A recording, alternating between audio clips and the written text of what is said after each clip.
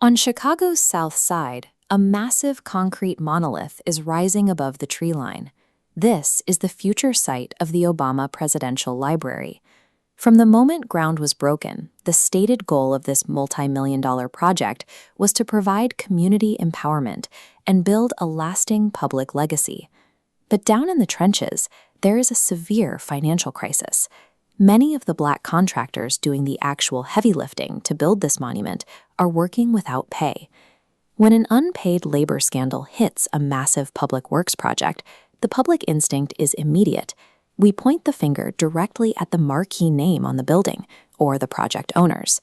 The National Black Contractors Association of America, the NBCA, is stepping in to say that this anger is looking entirely in the wrong direction. By focusing our outrage on the project's famous namesake, the entities actually responsible for withholding the money are shielded from public scrutiny. To understand where the money disappears, you have to look at the structural hierarchy of a megaproject. The people who own the building almost never manage the people pouring the concrete. These projects rely on a strict three-tier chain of command. At the top sits the owner, at the bottom are the subcontractors, and sitting right between them is the prime contractor. The prime contractor acts as an absolute financial choke point. Every dollar designated for construction flows from the owner, but it stops and pools at this middle tier. On the Obama Library project, that powerful middleman position is held by Turner Construction. Operating almost entirely outside the public eye, this administrative layer dictates exactly when and if the actual builders receive their money. NBCA leader Abdur Rahim Hamid is pointing the finger directly at Turner Construction's on-site management.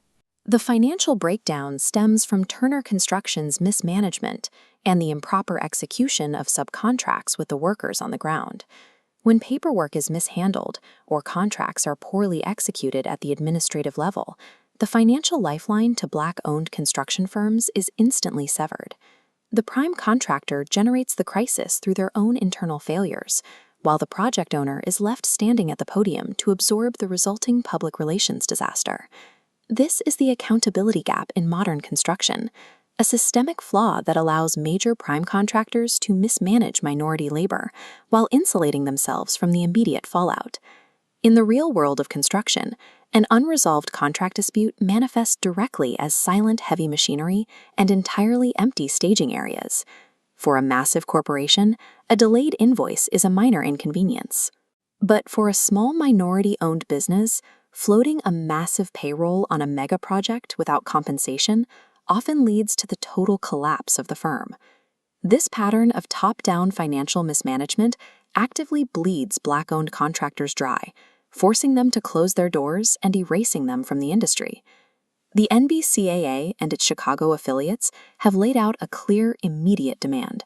Turner Construction must pay the outstanding balances owed to the Black contractors who did the work, but they are also calling for a long-term, systemic fix.